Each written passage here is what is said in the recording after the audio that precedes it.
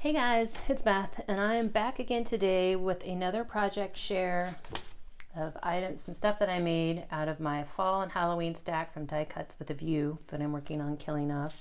And today I have some signs to share, and a few of them you probably saw in progress in one of my last videos where I was talking about how I use the full sheet images because I used some of them for scrapbook pages, and I was talking about how I was going to use some of them for signs. So I'm going to show you the ones that those finished projects, as well as some of the ones you hadn't seen before. And before I get into it, I just want to give a huge shout out to my husband, Sean, for helping me with the wood with all this. He went through and he cut, sanded, and stained all of the woods that I needed for my signs, for all the blocks that I've done, and for some of the random projects that I've had as well. So thank you, Sean, for taking time out of your own project list to help me with this. I really, really appreciate it. But first off, we will start with this one, and it is one, I think you saw it in progress in, like I said, that video that I did a few weeks ago, because this was the full page was the pumpkin and then more of this kind of like blurred black and white background. So I knew I wanted to make the pumpkin more of a focal point, so I decided to just cut it down around the pumpkin. So I think it's about 8.5 by 9, just shy of that. And then I cut my paper down and put it on the sign back that Sean cut down and stained for me. And in all of these, the process is the same. I cut down my paper if it needed it. I used Mod Podge to apply it to the boards, put my words on with a vinyl, and then sealed everything with Mod Podge and then polyacrylic. So in this one, once I cut it down, I did Happy Fall Y'all in black vinyl. Just kind of a simple yet fall themed sign. And then I came in and stapled in some twine to use as my hanger. And I managed to get 3 of those because there were 3 of those sheets. A smaller sign that I made, I loved this gourd paper when I saw it. It was just bright and colorful, like those beautiful fall colors. And luckily with the patterns like this, you can cut it down to any size and you still, it still looks good. Not like those full 12 by 12 sheet images where if you cut it down in the middle of the image, you kind of lose the impact of what it was supposed to be.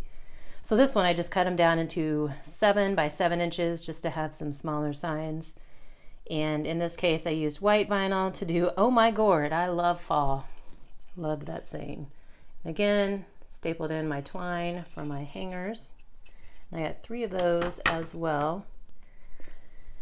This next one, I am super excited how it turned out because for some reason I just wasn't sure what it would look like when it was done.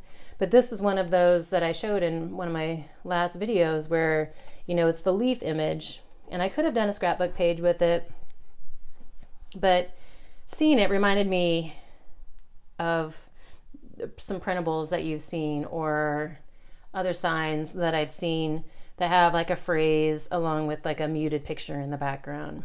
So I decided to take some brown vinyl and I added the phrase crunching, crinkling, autumn leaves, spiraling, swirling in the breeze. And then my awesome husband came back in and put wood trim around it to frame it out. And I love how the frame makes the whole image pop. Like I said, I wasn't quite sure how it was going to look when it was all done, but I love how it turned out, love how it pops, and it all works together. I have 2 of these, and then there were 2 of the sign boards that he made me that were just shy of 12 by 12, and somehow when I was cutting one of the sheets, I totally miscut. So I think this one I had accidentally cut the paper down to like 11.5. So I decided to go ahead and keep cutting until it was square, and then I centered it on the board so I would have a wood border around it like I did on those smaller ones. And same phrase that I just shrunk the phrase down to fit the paper, and this time I added, I don't know if you can see that very well, but a double twine hook just to give it a little bit more weight since it is a bigger sign.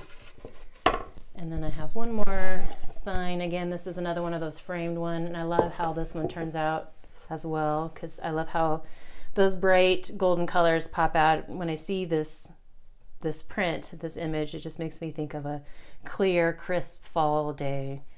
So I added another phrase in brown, and this one just says, leaves are falling and autumn is calling. And I have 3 of these as well.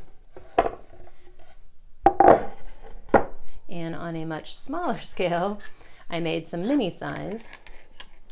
And these are from scraps that I had. And they are like 3x3 pieces of plywood. And I'm not sure if I want to actually punch some holes in there, loop some twine through and make them like mini ornament size signs, or if I just want to add some good magnets on the back and turn it into a magnet. But this one was some paper that I had left over from the coasters, the tile coasters that I made with the pumpkin paper. So I just took the same phrase from this one, oh my gourd, I love fall, and shrunk it down to fit this little square. And this little one is leaf paper that I had left from some of the blocks that I showed in my last video. And I reused that phrase, leaves are falling, autumn is calling, but it's just in a different style, different arrangement. And I also still had some more of the pumpkin paper left that I used for the coasters, so I decided to make me some more coasters. I just wanted to see what it would look like if you used vinyl on top of the paper, and I think it looks fine. So I did the same process as I did with the other coasters, where I used the dishwasher safe Mod Podge to put the paper on, and then I put the vinyl on right on top of the paper, and then went over it with some more of the Mod Podge, and then I'm going to go out and spray it with my triple thick glaze, I think is what it was called, so that it keeps your drinks from sticking and kind of keeps the Mod Podge from yellowing. So I have one that just says hello gorgeous, with some brown vinyl, and then this one says hey pumpkin in the brown vinyl.